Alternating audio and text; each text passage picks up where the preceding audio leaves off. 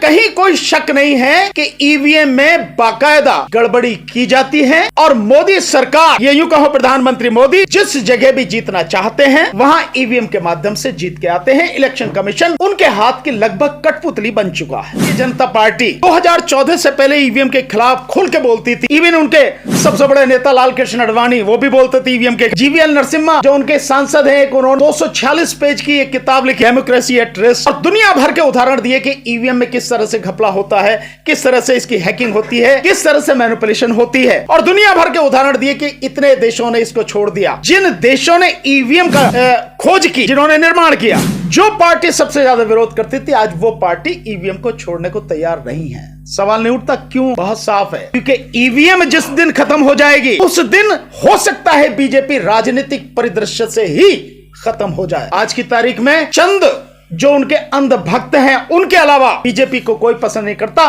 Particular प्रधानमंत्री मोदी को कोई पसंद नहीं करता। लेकिन वो आदमी गारंटी देता फिर रहा। मोदी की गारंटी ये नहीं है कि वो तुम्हारे रोजगार दे देगा। मोदी की गारंटी ये नहीं है कि तुम्हें एजुकेशन दे देगा। मोदी की गारंटी ये नहीं है कि तुम्हारे हेल्थ स्वास्थ्य सुविधाएं जो उनको सुधार देगा। मोदी की गारंटी ये नहीं है कि महिलाओं को बचा लेगा, उनकी सुरक्षा करेगा। मोदी की गारंटी ये नहीं है कि किसानों की आय दुगनी हो जाएगी या मजदूरों की जो है स्थिति सुधर जाएगी। मोदी की गारंटी ये है कि तुम कुछ भी कर लेना, चुनाव ईवीएम से होगा तो मैं ईवीएम से जीत के आऊंगा। ये मोदी की पेपर्स की गिनती हुई। मध्य प्रदेश में बैलेट पेपर्स की जो गिनती, जो पोस्टल बैलेट 199 पर कांग्रेस आ गए। तो कैसे अचानक जब ईवीएम से गिनती शुरू हुई बिल्कुल उलट हो गया। 180 डिग्री पर सारी चीजें घूम गई और 164 सीटें बीजेपी जीत के आ रही है और कांग्रेस मात्र 63 सीटें जीत के आ रही है। और केवल यही नहीं, राजस्थान में भी, मध्य प्रदेश में जो उदाहरण सामने आ रहे हैं कि जो कैंडिडेट लड़े हैं उनके परिवारों की वोट भी उनके अपने बूथ नहीं निकली है। आदमी कोई दूसरा नहीं देगा, मान लिया यार खुद तो देगा। अगर परिवार के लोग भी बागी हो जाएं खुद तो। जैसा कि आपको मालूम है, आज जो हमने प्रेस कॉन्फ्रेंस बुलाई है ये ईवीएम के मसले को लेकर हमने प्रेस कॉन्फ्रेंस बुलाई। मेरे साथ में आदरणीय डीसी कपिल साहब हैं जो हमारी पार्टी राष्ट्रीय जनहित संघर्ष पार्टी के राष्ट्रीय कार्यकारी अध्यक्ष भी हैं और ठेकेदारी हटाओ राष्ट्रीय संयुक्त मोर्चा, आप उसके भी राष्ट्रीय अध्यक्ष हैं। और आप देख रहे हैं ठेकेदारी हटाओ के विषय में लगातार दिल्ली में आंदोलन हम लोग कर रहे हैं। 2-2, 3-3 जगह धरने भी चल रहे हैं। दिल्ली की डिस्पेंसरियों में जो काम कर रहे हैं लोग, उनके नर्सिंग ऑर्डरली और सुपर कम चौकीदार, उनके आंदोलन में भी ठेकेदारी प्रथा है तो उस सबको हटाने के लिए जो BSES है उसमें जो काम करने वाले लोग हैं उनके लिए भी हम लोग लगातार काम कर रहे हैं। आज ये जो हमने प्रेस कॉन्फ्रेंस ईवीएम के लिए बुलाई है, अभी 5 राज्यों के चुनाव हुए हैं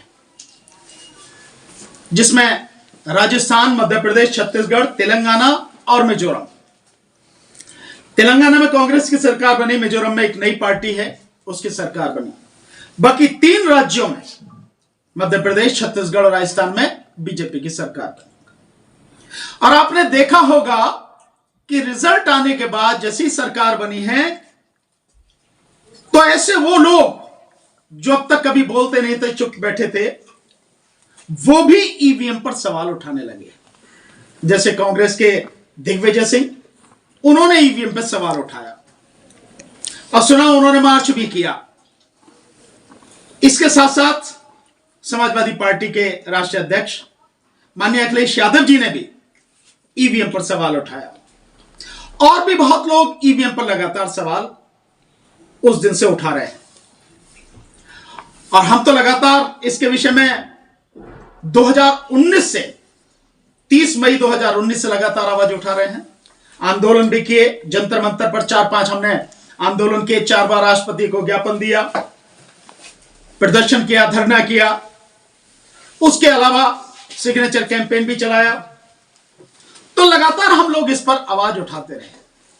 अफसोस की बात यह है कि जिस लड़ाई को सबसे मजबूती के साथ सबसे पहले नंबर पर प्राथमिकता देते हुए लड़ना चाहिए था ईवीएम को हटाने के लिए, उस लड़ाई के विषय में ये लोग अब थोड़ा सा ऐसा लगता है कि शायद नींद इनकी टूटी है, जबकि इन्हें बहुत पहले इस ईवीएम की लड़ाई को लेके चलना था।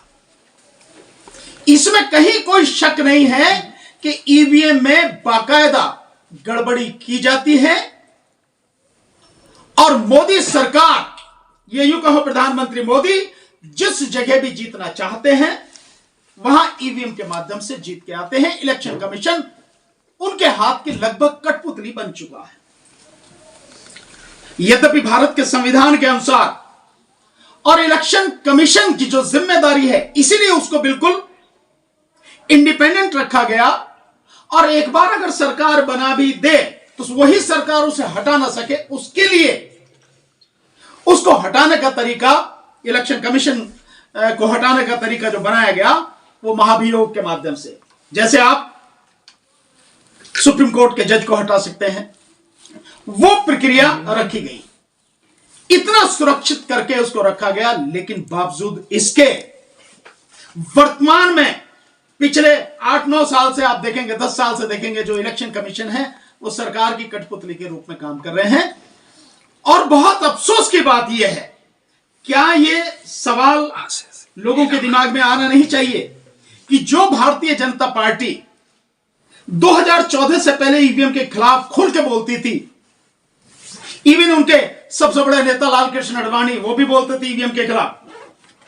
जीवीएल नरसिम्हा जो उनके सांसद हैं, उन्होंने 246 पेज की एक किताब लिखी, डेमोक्रेसी एट रिस्क, और दुनिया भर के उदाहरण दिए कि ईवीएम में किस तरह से घपला होता है, किस तरह से इसकी हैकिंग होती है, किस तरह से मैनिपुलेशन होती है। और दुनिया भर के उदाहरण दिए कि इतने देशों ने इसको छोड़ दिया। जिन देशों ने ईवीएम का खोज की, जिन्होंने निर्माण किया, वो भी देश छोड़ चुके उससे इलेक्शन कराना। और दुनिया के सबसे शक्तिशाली देश, चाहे अमेरिका हो, चाहे रूस हो, चाहे इंग्लैंड हो, जर्मनी हो, फ्रांस हो, कितने ही देश हैं जो ईवीएम ईजाद करने के बावजूद भी उससे अपने यहां चुनाव नहीं कराते, बैलेट पेपर से चुनाव कराते हैं।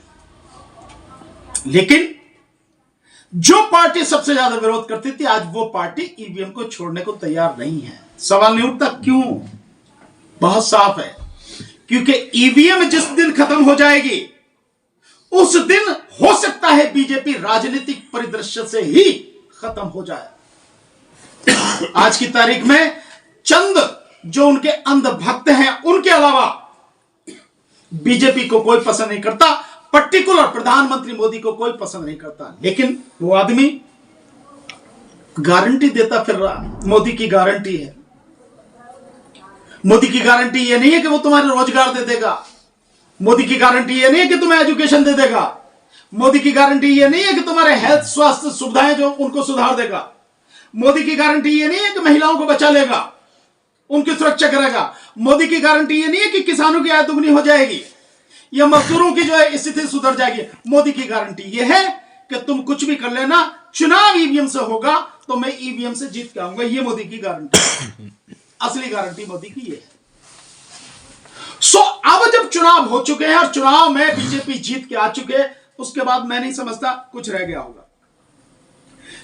जो बैलेट पेपर्स की गिनती हुई मध्य प्रदेश में, बैलेट पेपर्स की जो गिनती, जो पोस्टल बैलेट थे, 199 पर कांग्रेस आगे थी। तो कैसे अचानक जब ईवीएम से गिनती शुरू हुई बिल्कुल उलट हो गया, 180 डिग्री पर सारी चीजें घूम गई और 164 सीटें बीजेपी जीत के आ रही है और कांग्रेस मात्र 63 सीटें जीत के आ रही है। और केवल यही नहीं, राजस्थान में भी, मध्य प्रदेश में जो उदाहरण सामने आ रहे हैं कि जो कैंडिडेट लड़े हैं उनके परिवारों की वोट भी उनके अपने बूथ में नहीं है, नहीं निकली है। आदमी कोई दूसरा नहीं देगा, मान लिया यार खुद तो देगा, अगर परिवार के लोग भी बागी हो जाए खुद तो देगा, वो भी नहीं है। और उदाहरण आपको बताता हूं, इससे आप समझेंगे। केवल इतना ही नहीं है साथियों, केवल अब की बात नहीं है। आपको ध्यान होगा 2022 का चुनाव, उत्तर प्रदेश का जो विधानसभा चुनाव है, समाजवादी पार्टी जिस समय पोस्टल बैलेट खुले थे 304 सीटों पर समाजवादी पार्टी आगे थी, 304 सीटों पर। लेकिन जब रिजल्ट आता है तो समाजवादी पार्टी कहां पहुंच गई और बीजेपी जीत के इलेक्शन आ गई। केवल यही नहीं है, उदाहरण आप देखेंगे उत्तर प्रदेश में नगरपालिका चुनाव हुए, उन नगरपालिका चुनावों में इस बार भी और पहले भी जहां ईवीएम से चुनाव हुए वो सीटें सारी बीजेपी के पास, नगर निगम की सीटें। और जहां नगरपालिका जो नगर पंचायत थी वहां पर आप देखेंगे कि मात्र 36% रिजल्ट है, मात्र 36%, यानी 64% रिजल्ट बीजेपी के अगेंस्ट है। तो क्या लगता नहीं है कि ईवीएम में गड़बड़ी है?